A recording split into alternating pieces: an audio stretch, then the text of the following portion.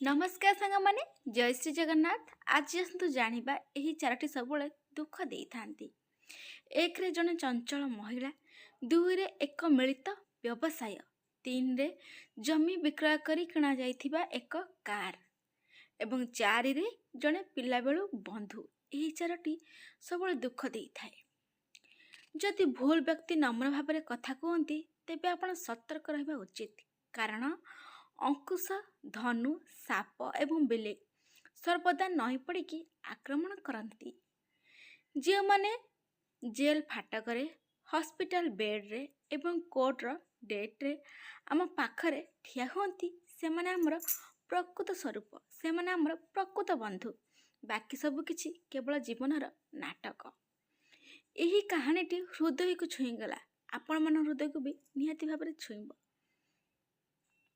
ଜଣେ 88 ବର୍ଷ ବୃଦ୍ଧଙ୍କର ଥରେ ହୃଦଘାତ ହୋଇଥିଲା ଏବଂ ତାଙ୍କର ହାର୍ଟ ଅପରେସନ୍ ହେଲା। ବିଲ୍ 10 ଲକ୍ଷ ଟଙ୍କା ଆସିଥିଲା। ବିଲ୍ ଦେଖି ବୃଦ୍ଧଙ୍କ ଆଖିରୁ ଲୁହ ବହିଗଲା। ଏହା ଦେଖି ଡାକ୍ତର କହିଲେ, ଦୟାକରି ଆପଣ କାନ୍ଦନ୍ତୁ ନାହିଁ, ମୁଁ କମ୍ ଦେୟ କରିଦେବି। ବୃଦ୍ଧ ଉତ୍ତର ଦେଲେ, ଏହି ହୃଦୟ ବହୁତ ଛୋଟ। ଯଦିଓ ଏହାର ମୂଲ୍ୟ 15 ଲକ୍ଷ ଟଙ୍କା ହୋଇଥାନ୍ତା, ତଥାପି ମୁଁ ଦେବାକୁ ପ୍ରସ୍ତୁତ ହୋଇଥାନ୍ତି ବା ପ୍ରସ୍ତୁତ ଥିଲି।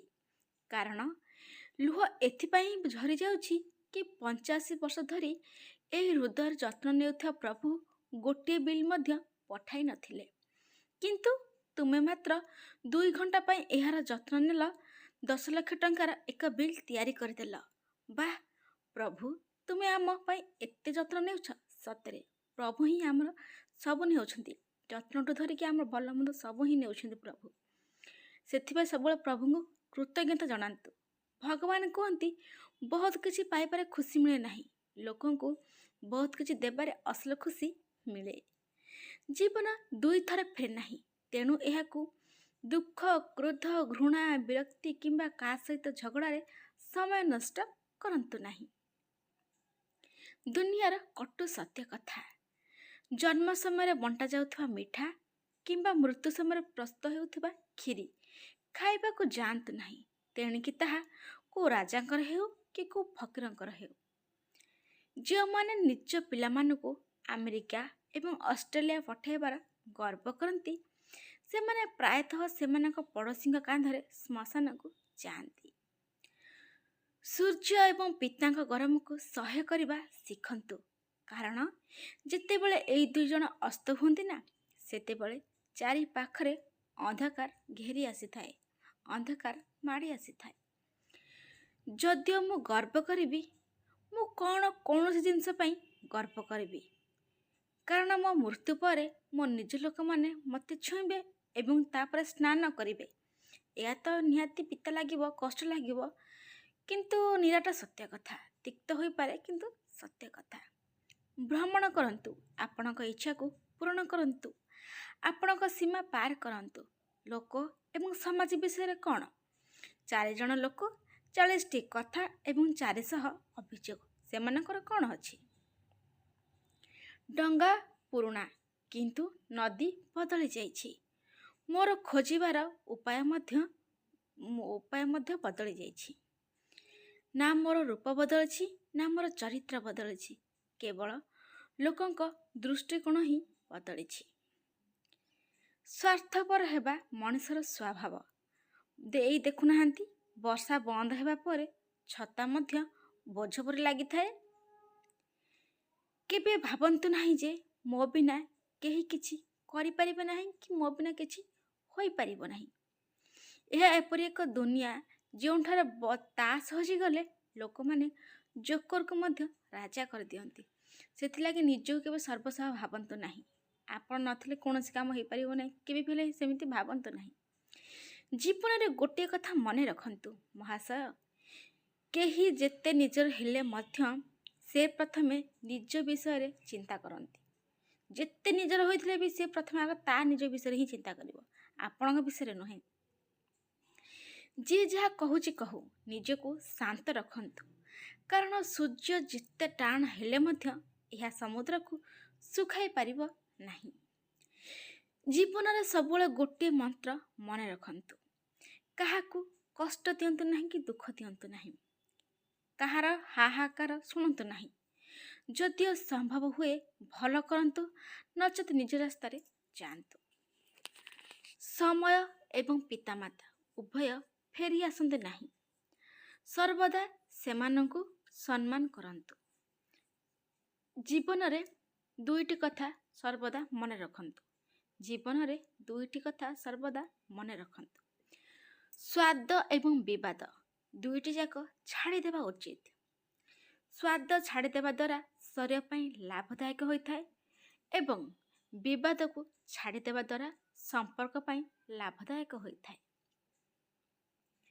ଯେତେବେଳେ ନଦୀ ତାର କୂଳ ଛାଡ଼ିଦିଏ, ଏହା ପଥର ଗୁଡ଼ିକୁ ମଧ୍ୟ ଭାଙ୍ଗିଦିଏ। ଯେତେବେଳେ ନଦୀ ତାର କୂଳ ଛାଡ଼ିଦିଏ, ଏହା ପଥର ଗୁଡ଼ିକୁ ମଧ୍ୟ ଭାଙ୍ଗିଦିଏ।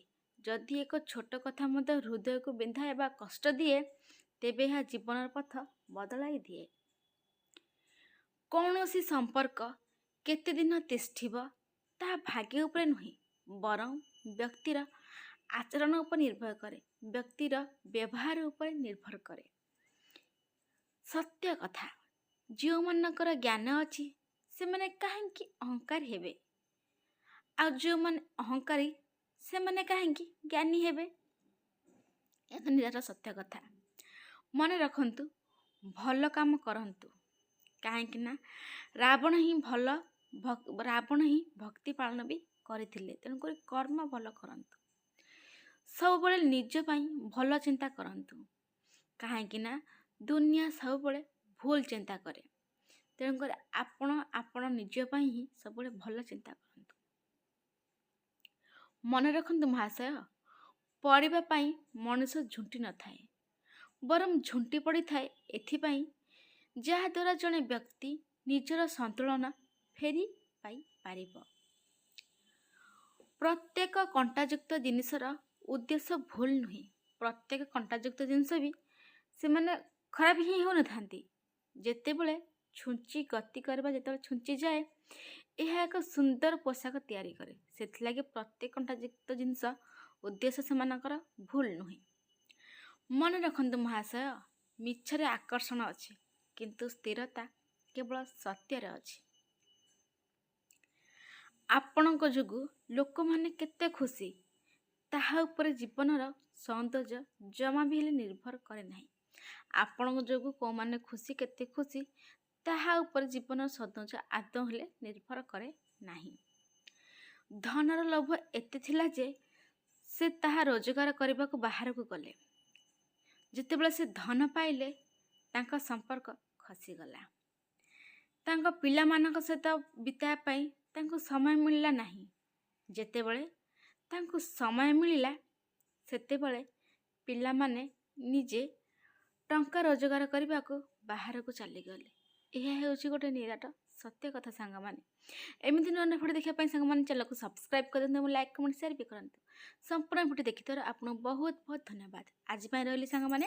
ଜୟ ଶ୍ରୀ ଜଗନ୍ନାଥ।